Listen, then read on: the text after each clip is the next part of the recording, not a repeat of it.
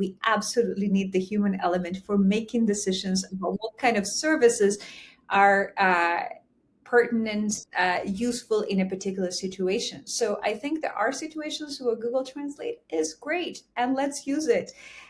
There are situations where phone interpreting or live interpreting might be more appropriate. There are situations, maybe like this one, where a human, like in-person interpreter might be the best solution to have for different reasons.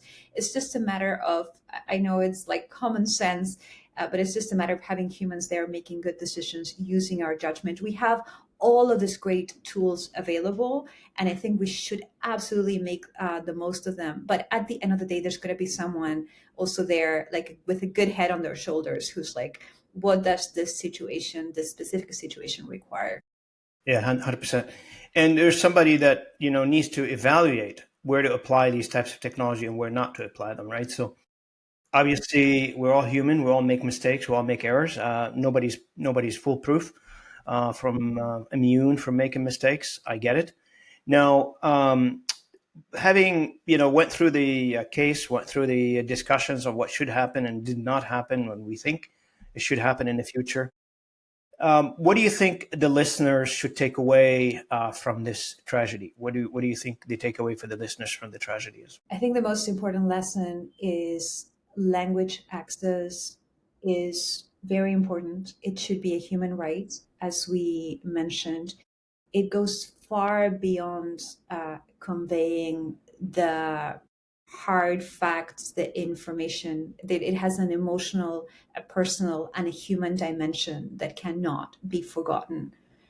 Um, and it's just, it can make a big difference. It's not a nice kind of like politically correct thing to talk about inclusion that no one really cares about, but it's nice to talk about. No, it can, there can be cases where it can make a difference between life and death. And I hope everyone who's listening remembers that. And if they are in the industry, which I'm sure a lot of your listeners are, please make sure you also communicate that to other people, the value of human interpreters and how they have not been completely replaced by AI, not at all. I know. I did a podcast on the notion that Silicon Valley says, we solved the language problem. Now what? That was the topic of the conversation. We had a good chuckles about that one.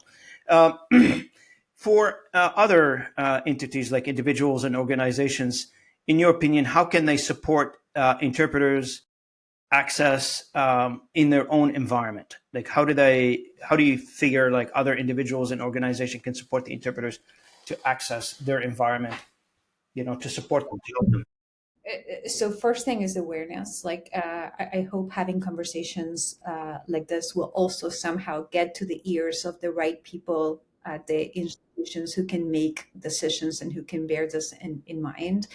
And then please reach out to the industry, reach out to the provincial societies. We are more than willing to help you understand where you need interpreters, uh, and to put the systems in place to make sure that they can be accessed in a way that makes sense, in a timely way, and that, yeah, we have resilient systems that include the interpreting aspect for sure.